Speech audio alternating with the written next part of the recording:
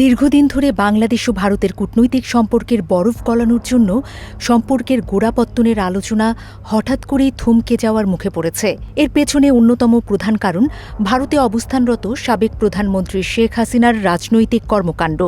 গত কয়েক মাস ধরে পুরনো মতবিরোধ পেছনে ফেলে সম্পর্ককে নতুন ভিত্তিতে এগিয়ে নেয়ার চেষ্টা করছিল ঢাকা ও নয়াদিল্লি। এর অংশ হিসেবে প্রধানমন্ত্রী তারেক রহমানের ভারত সফর নিয়েও আলোচনা চলছিল। তারেক রহমানকে রাষ্ট্রীয় সফরের আমন্ত্রণ জানিয়েছিল ভারত। একই সঙ্গে আগামী মাসের ব্রিক্স সম্মেলনেও তাকে আমন্ত্রণ জানানো হয়। এই পরিস্থিতিতে গত ৫ই আগস্ট দিল্লি থেকে মৃত্যুদণ্ডপ্রাপ্ত পলাতক আসামি শেখ হাসিনার একটি লাইভ অডিও বক্তব্য নতুন করে উত্তেজনা তৈরি করে। ভারতের মাটিতে থেকে হাসিনাকে রাজনৈতিক কর্মকাণ্ড চালানোর সুযোগ দেয়া হলে দুই দেশের সম্পর্ক স্বাভাবিক করার উদ্যোগ ক্ষতিগ্রস্ত হতে পারে বলে সতর্ক করেছিল বাংলাদেশ। কিন্তু শেখ হাসিনার কর্মকাণ্ড বন্ধ করেনি দিল্লি। পরে ভারত জানায় ওই অনুষ্ঠানের আয়োজন বা হাসিনার বক্তব্যের সঙ্গে কোনো সমর্থন ছিল না। তবে এতে ঢাকার অসন্তোষ দূর হয়নি। হাসিনার বক্তব্যের পর দিল্লির সঙ্গে বাণিজ্য, নিরাপত্তা ও জ্বালানি সহযোগিতা বন্ধ না করলেও ভারত সফরের সম্ভাবনার গতি কমিয়ে দিয়েছে তারেক রহমানের সরকার।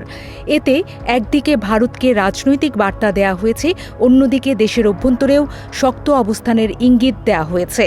শেখ হাসিনাকে আশ্রয় দেয়া এখন ভারতের জন্যও কৌশলগত প্রশ্ন হয়ে উঠেছে। তার সরকারের সময়ে নিরাপত্তা, ট্রানজিট, যোগাযোগ ও বাণিজ্যের ক্ষেত্রে গুরুত্বপূর্ণ সুবিধা পেয়েছিল ভারত। কিন্তু বর্তমানে বাংলাদেশের ক্ষমতায় নেই শেখ হাসিনা। ফলে তার রাজনৈতিক কর্মকাণ্ড বর্তমান সরকারের সঙ্গে ভারতের সম্পর্ক বাধাগ্রস্ত করে। তাহলে নয়াদিল্লিকে নতুন করে হিসেব করতে হবে।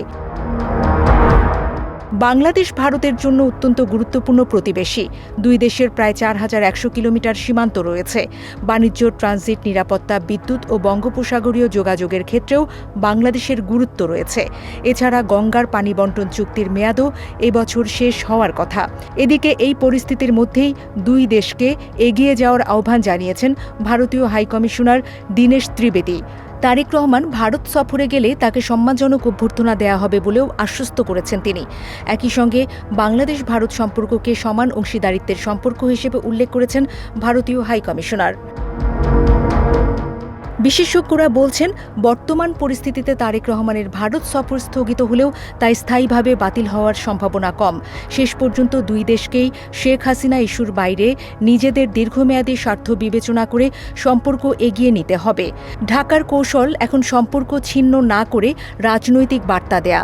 আর দিল্লির চ্যালেঞ্জ হল পুরনো মিত্রতার সঙ্গে বাংলাদেশের বর্তমান বাস্তবতার মধ্যে ভারসাম্য তৈরি করা বলে মনে করছেন তারা।